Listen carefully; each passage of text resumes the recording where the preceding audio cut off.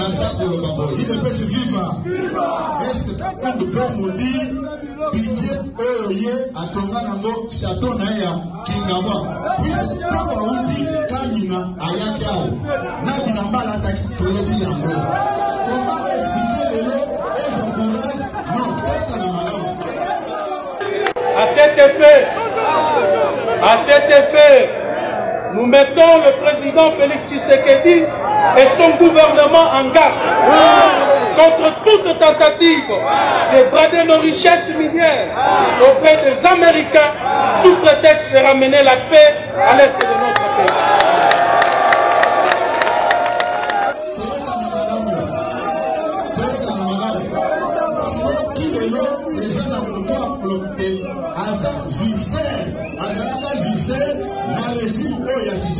Mais c'est Kaboun.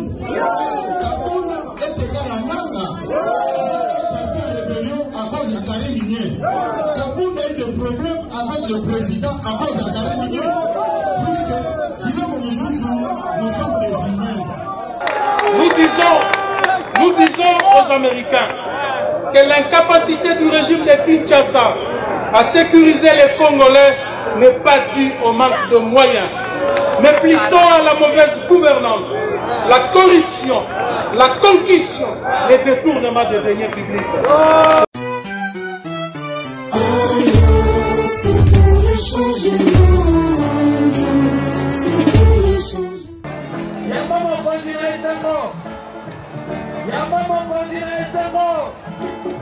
Le fils de l'homme est parmi nous.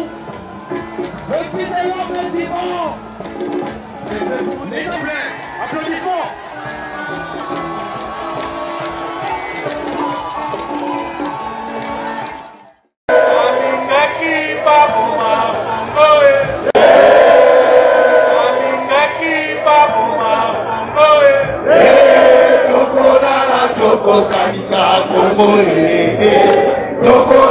Toko kanisa Kongo Balinga chibate kamoke Balinga chibate kamoke Toko kanisa Kongo Assez! Alliance pour le changement. Assez! Changement du Congolais et du Congo. Assez! Changement. Demain sera meilleur. Chers membres fondateurs de l'Alliance pour le changement, mesdames et messieurs, les chefs de partis politiques amis,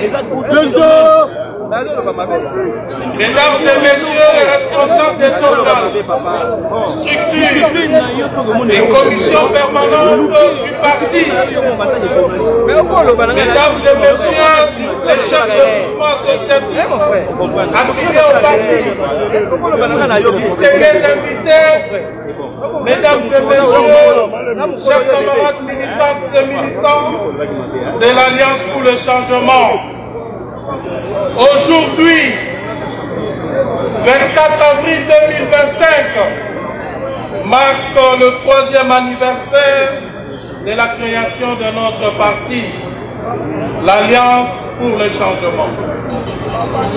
À travers ma personne, ce parti avant-gardiste est très heureux et honoré de vous accueillir en ce jour à l'esplanade de son siège national pour commémorer cet événement qui désormais restera gravé dans l'histoire politique de notre pays. Permettez-moi de remercier chaleureusement tous les militants ainsi que le parti et organisations amies qui, en répondant à notre invitation, témoignent par leur présence de leur considération. L'Alliance pour le changement apprécie profondément cette marque de sympathie et vous exprime par ma voix sa vive satisfaction et ses sincères remerciements.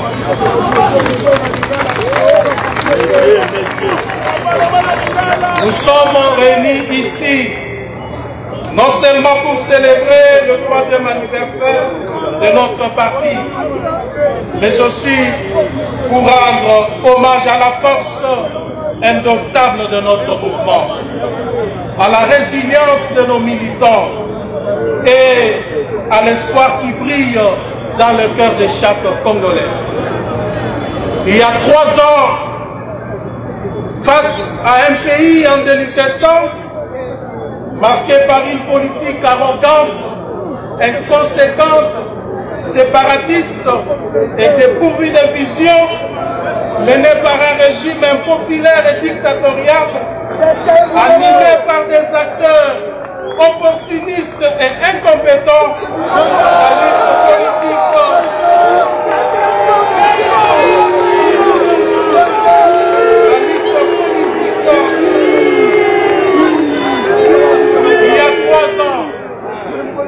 face à un pays en déliquescence, marqué par une politique arrogante, inconséquente, séparatiste et dépourvue de vision, menée par un régime impopulaire et dictatorial,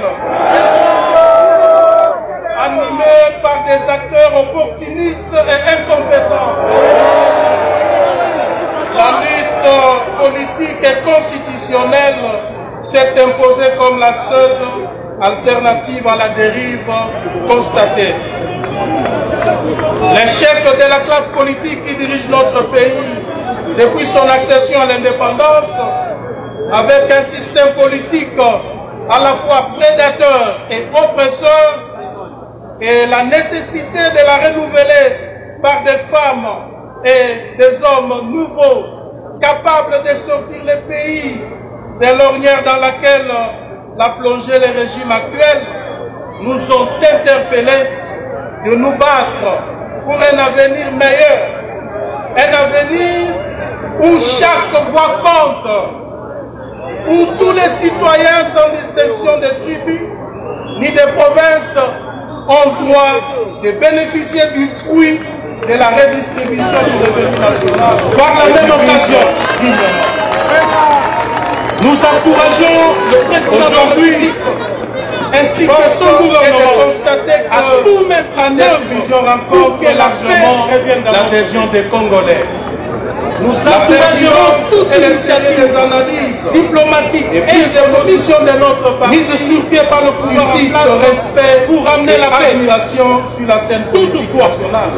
Nous n'accepterons pas notre choix qui met en péril au sein de la souveraineté nationale place notre parti qui parmi les organisations politiques de notre pays déterminées à mettre à cet effet comportement nous mettons le président de notre pouvoir et son gouvernement en garde. Mesdames et messieurs, contre toutes les invités, chers camarades, troisième anniversaire bien sûr, mais aussi 3 ans de souffrance, des menaces, d'intimidation, de répression brutale et de tous les mots dignes d'un régime dictatorial et antidémocratique contre notre parti et ses acteurs.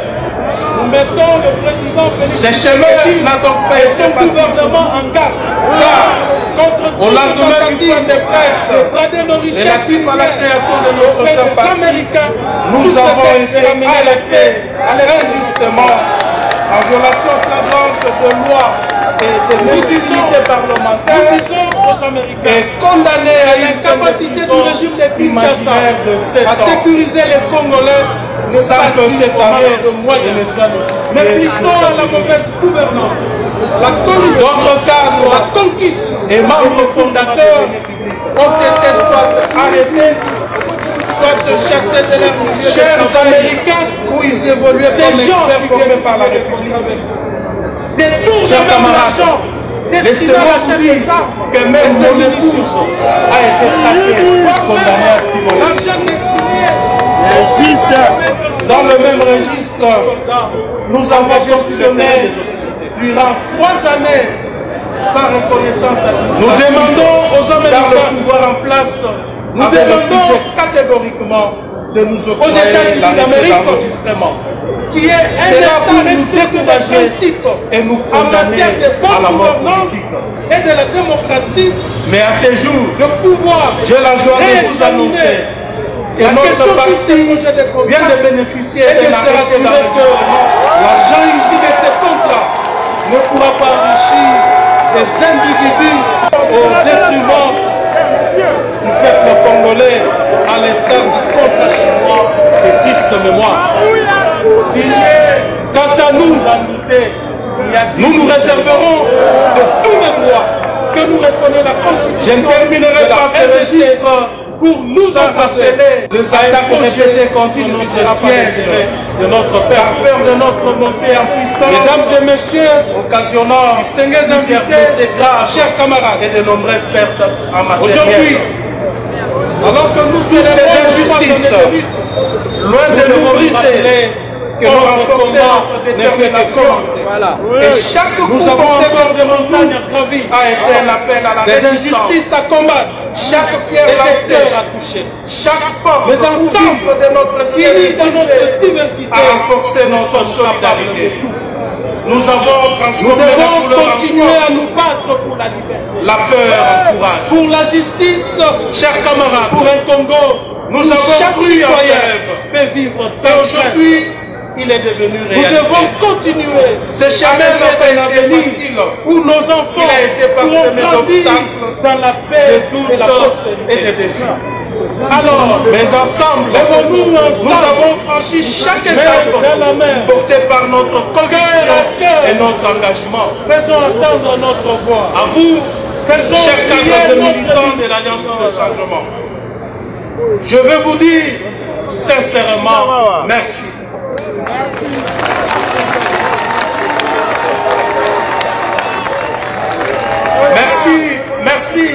Merci pour votre résilience, pour votre détermination à ne jamais abandonner. Vous savez, tout ce que je veux vous demander, c'est de pardonner à nos bourreaux.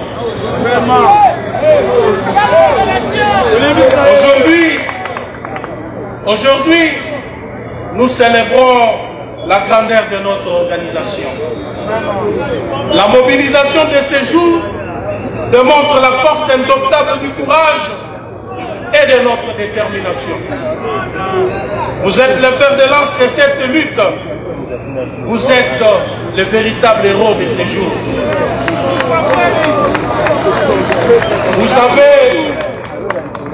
Vous avez prouvé que l'espoir est plus fort que la peur et que la solidarité est plus puissante que la répression. C'est d'ailleurs grâce à vous, grâce à votre résistance, que je suis libre aujourd'hui.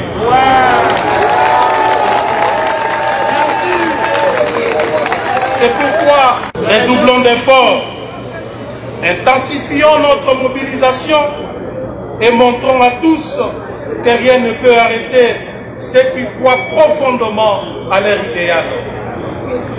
Ne baissons pas la garde, c'est maintenant que tout séjour. Vous êtes la voix de ceux qui n'ont pas pu s'exprimer.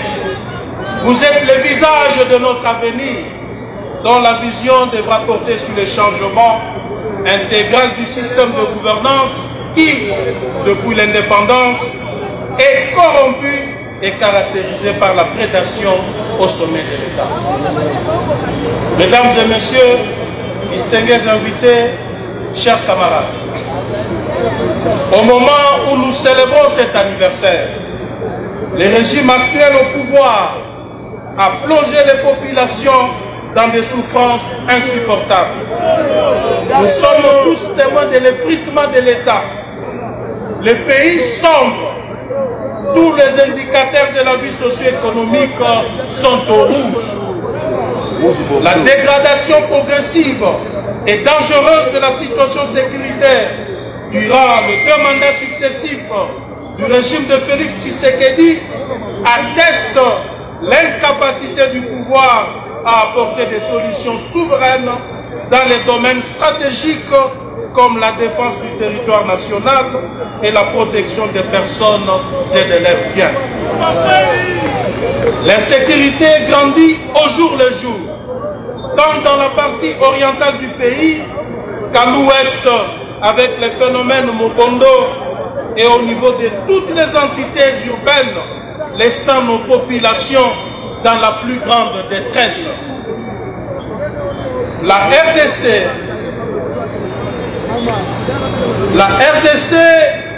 est parmi les derniers pays de la planète en ce qui concerne l'indice de développement humain, pendant que le régime en place présente à la population de faux chiffres de croissance. Au lieu de la transparence et la responsabilité, nous avons vu se développer l'opacité et l'impunité. On assiste donc à des statistiques mensongères contredisant un échec puissant dans la fourniture des besoins sociaux de base en faveur de la population, à l'instar de l'eau, l'électricité, l'éducation, l'emploi, la santé, l'alimentation et j'en passe. Il en est de même de l'absence de services publics de qualité. Toutes les routes du pays, et même celles de la capitale, sont amputées état, confirmant le manque cruel des infrastructures sociales de base en faveur de nos populations. La menace de famine à des millions de compatriotes dans certaines parties du pays, comme le Grand Kasaï et le Grand Kivu, affectés par la guerre et l'abandon de populations concernées et déplacées à la solde des partenaires extérieurs, entraîne une pauvreté et une misère généralisée, ainsi qu'une cherté de vie sans pareil. L'unité nationale est brisée et la division éhontée de la population par le tribalisme institutionnalisé entame honteusement la cohésion nationale. Notre pays assiste davantage à un recul considérable en matière de respect de la liberté de la presse, de la liberté d'expression et même de toutes les autres libertés fondamentales garanties par notre Constitution. L'image de la RDC est désormais ternie. Ternie au niveau international par la politique d'oppression du régime, motivée par des accusations de faux complots et des montages grossiers contre certains leaders de l'opposition. La mauvaise gouvernance politique et économique consacrant en 6 ans de gestion seulement le plus grand nombre de scandales financiers jamais connus de tous les régimes qui se sont succédés à la tête de notre pays.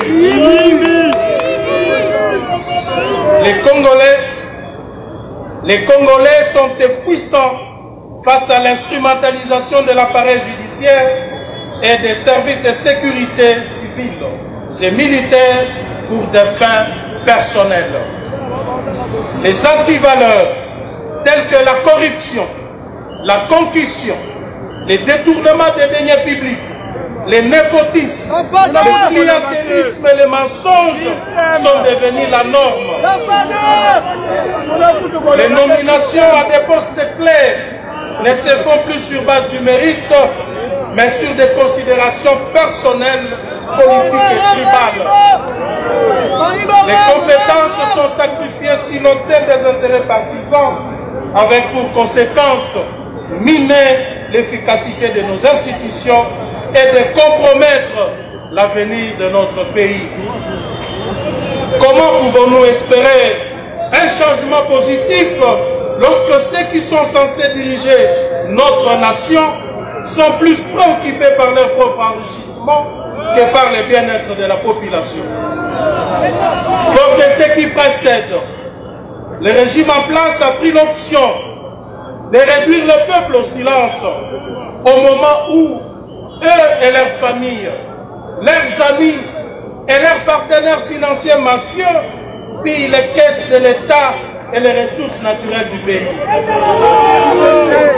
La dette publique dans notre pays explose vers la hausse et on assiste chaque jour au phénomène de nouveaux riches à millions, voire à milliards de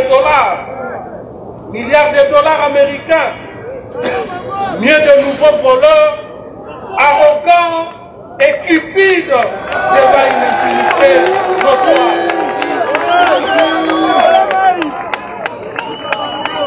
Pendant ces temps, le président de la République continue à s'illustrer par des promesses non tenues, des discours enflammés qui n'ont jamais été suivis de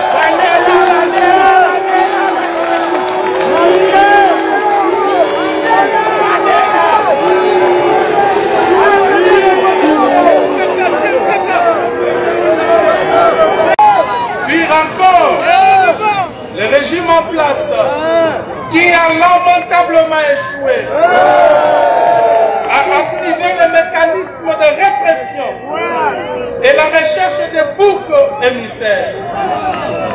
Ils se servent des problèmes sécuritaires que connaît notre pays à l'Est comme prétexte pour mettre de côté la Constitution, les lois et les règlements de la République et fonctionnent à l'image d'un régime totalitaire ou d'exception. Ce régime voit les complots partout. Et à ses yeux, tous ceux qui ne sont pas d'accord avec leur manière de gérer le pays sont considérés comme ennemis de la République. Et de ce fait,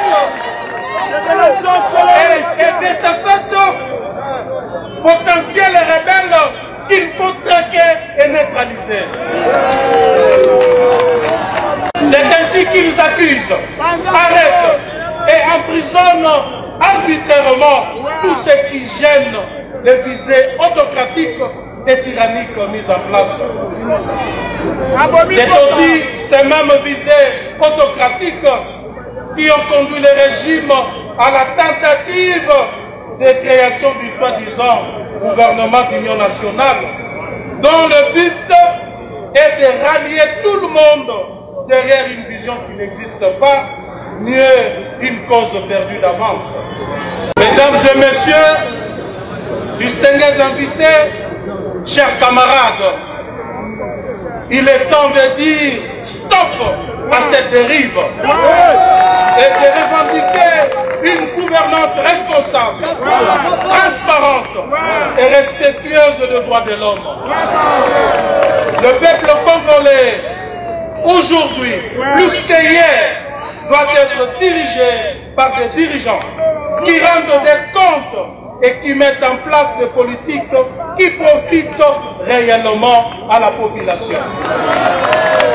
La RDC a besoin d'un leadership fort et clairvoyant qui place l'intérêt général au-dessus des intérêts personnels, un leadership qui valorise l'intégrité, la justice et l'équité. C'est devant cette réalité que l'Alliance pour le changement se présente comme une alternative crédible à travers sa vision claire du développement de notre pays, qui devra se fonder sur trois piliers principaux que sont la refondation de l'État, la transformation de l'homme congolais et les réformes de toutes les institutions publiques. 2. La réforme de l'économie nationale et des finances publiques pour supprimer les systèmes de prédation. Et 3. La révolution sociale intégrale qui renversera la pyramide à travers la priorité du développement à la base et surtout les changements du Congolais et du Congo. Nous pensons qu'à l'absence de l'État, aucun projet, aucune vision politique ne peuvent marcher, car l'État, en tant que superstructure, est le seul capable de protéger les intérêts individuels et collectifs d'un peuple et d'assurer le bien-être à tous sans discrimination aucune. En parlant de la refondation de l'État, je ne fais nullement allusion à l'État dans sa configuration matérielle, mais plutôt dans sa dimension cosmogonique pour lui doter de toutes ses capacités défensives et offensives afin de lui permettre de réagir à temps et à contre-temps. L'État-nation que nous allons construire demain aura 6 piliers notamment: l'armée, la police, les services de sécurité, l'appareil judiciaire, l'administration publique et la diplomatie.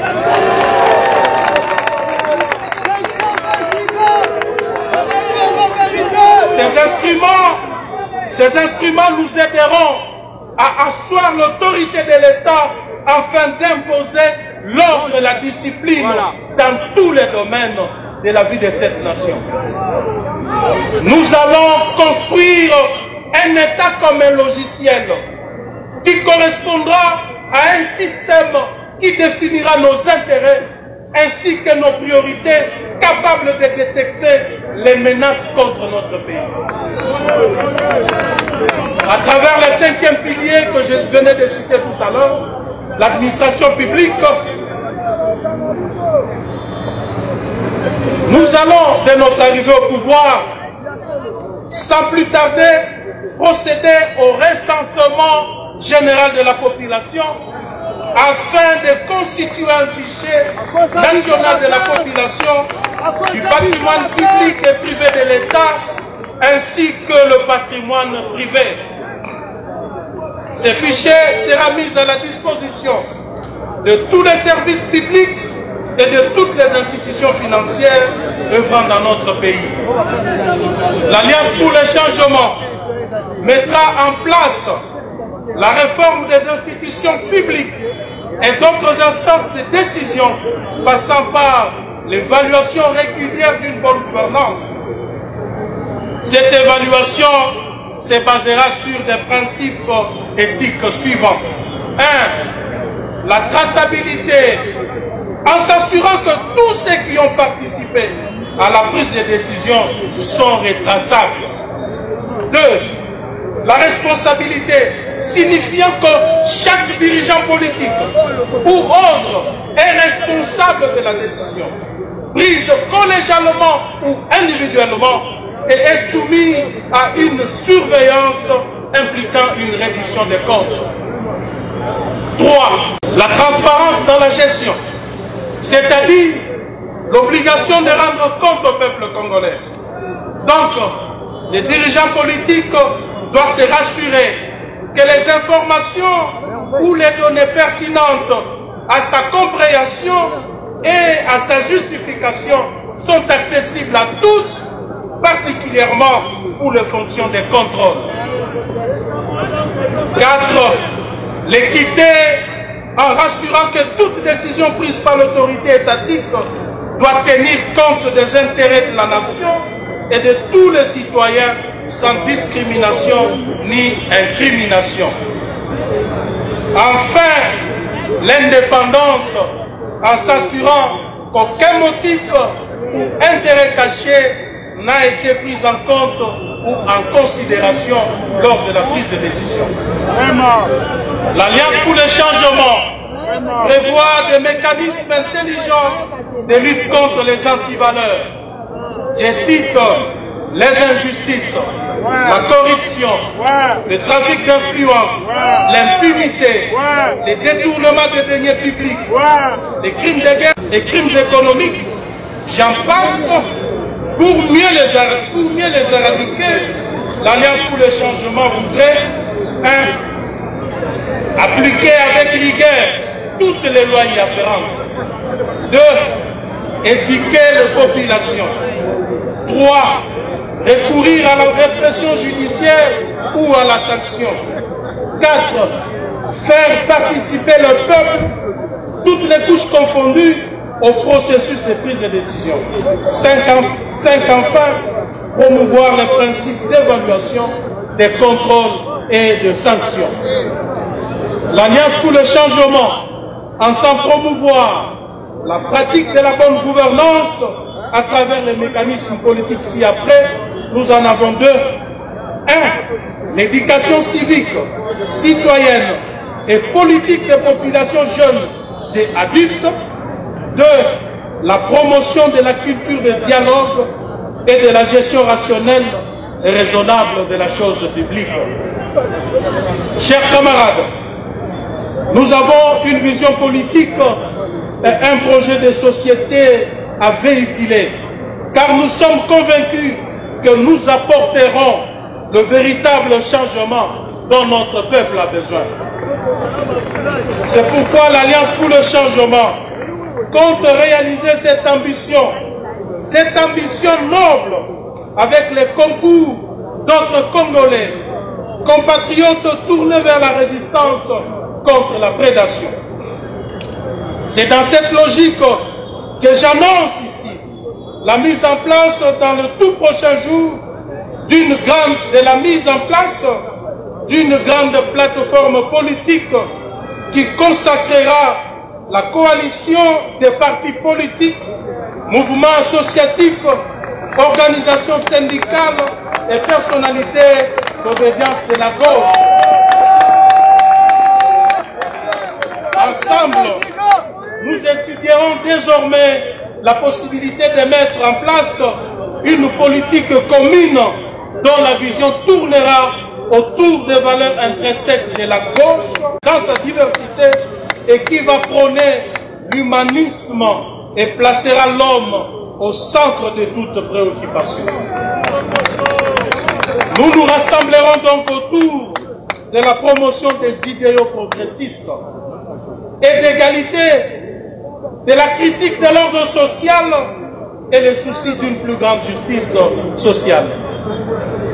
Mesdames et messieurs, distingués invités, chers camarades, comme vous le savez tous, notre pays est agressé par le Rwanda. Un pays voisin et membre des Nations Unies et des organisations régionales comme la SADC et l'EAC. L'armée du président Paul Kagame et ses forces spéciales sont chez nous et sèment la désolation au sein de nos populations civiles. Cet acte posé par un État voisin n'est ni plus ni moins un acte d'agression contre notre pays. Face à un acte d'une si grande gravité, tant du point de vue du droit international que de notre existence en tant que nation, on aurait voulu voir une réaction militaire rigoureuse à la dimension du Grand Congo face à ces petits pays.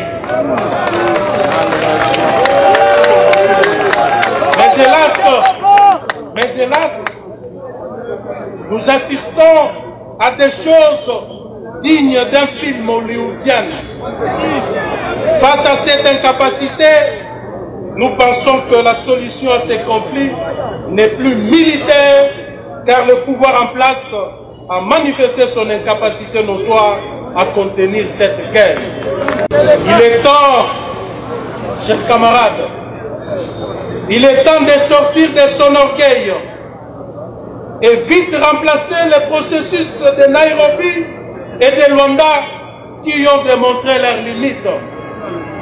Le processus de Nairobi a échoué à travers le ralliement de tous les groupes armés au pouvoir de Kinshasa, et celui de Luanda a échoué par le refus du président rwandais à signer un accord de paix avec son homologue congolais et le désistement du président angolais Joao Lourenço.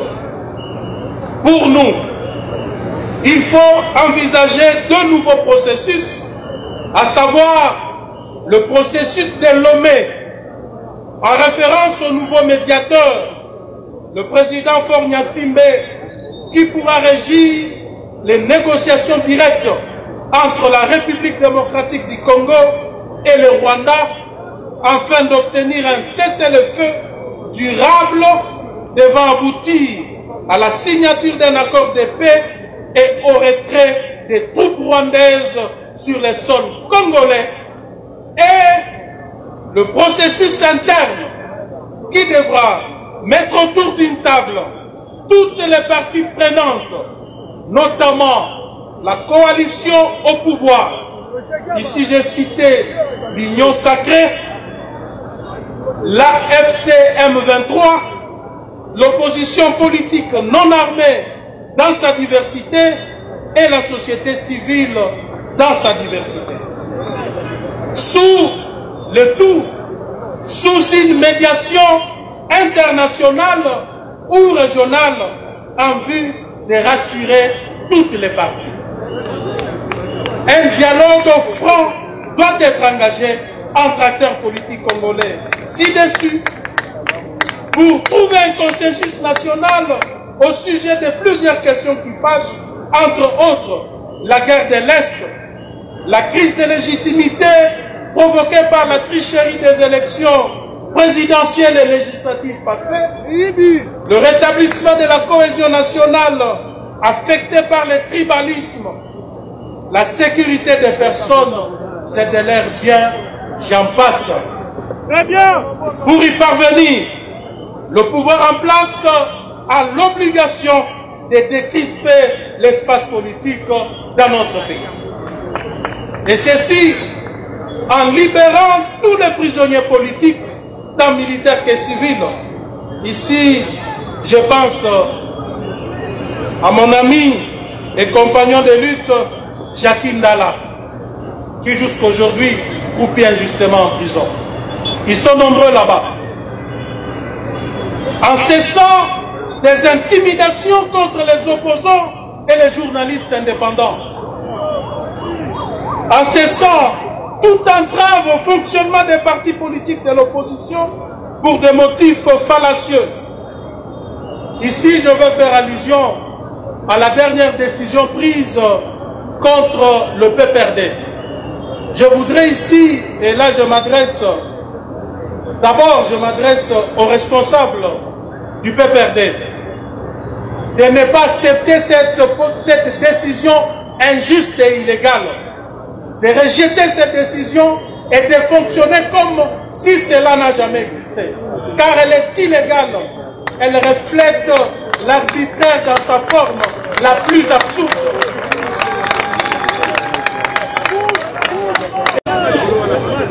Par la même occasion, nous encourageons le président de la République ainsi que son gouvernement à tout mettre en œuvre pour que la paix revienne dans notre pays. Nous encouragerons toute initiative diplomatique et économique mise sur pied par le pouvoir en place pour ramener la paix. Toutefois, nous n'accepterons pas des tentatives qui mettent en péril la souveraineté nationale, moins encore qui bradent les richesses de notre pays. À cet effet, nous mettons le président Tshisekedi et son gouvernement en garde contre toute tentative de brader nos richesses minières auprès des Américains sous prétexte de ramener la paix à l'est du pays.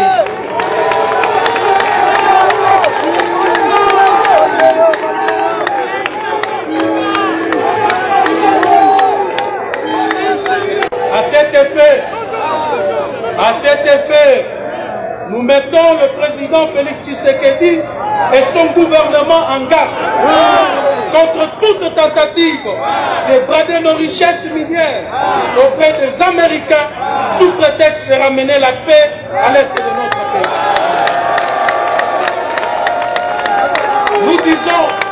Nous disons aux Américains que l'incapacité du régime de Kinshasa à sécuriser les Congolais n'est pas due au manque de moyens, mais plutôt à la mauvaise gouvernance, la corruption, la concussion, les détournements des deniers publics. Chers Américains, ces gens qui viennent signer des contrats avec nous détournent même l'argent destiné à l'achat des armes et des munitions, voire même l'argent destiné au paiement des maigres soldes de nos soldats engagés sur le terrain des hostilités. Nous demandons aux Américains, nous demandons aux États-Unis d'Amérique qu'il y ait un État respectueux des principes en matière de bonne gouvernance et de la démocratie, de pouvoir réexaminer la question sur ces projets de contrats et de se rassurer que l'argent issu de ces contrats ne pourra pas enrichir des individus au détriment du peuple congolais, à l'instar du contrat chinois de triste mémoire. Quant à nous, nous nous réserverons de tous les droits que nous reconnaît la Constitution de la RDC pour nous opposer à un projet qui ne visera pas l'intérêt de notre peuple.